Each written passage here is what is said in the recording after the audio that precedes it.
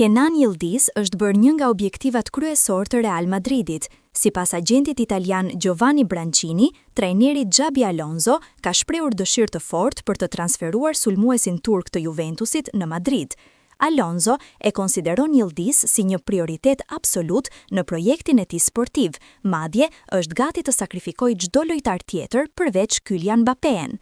Interesi i teknikut spanjoll është forcuar pas përballjes direkte në Champions League mes Juventusit dhe Real Madridit. Alonso e njeh lojtarin që nga koha kur të dy ishin pjesë e Bayern Munich dhe ka vlerësuar ecurinë e tij të shpejtë. Megjithatë, transferimi shihet si i vështirë, pasi Juventusi nuk ka ndërmend ta shes.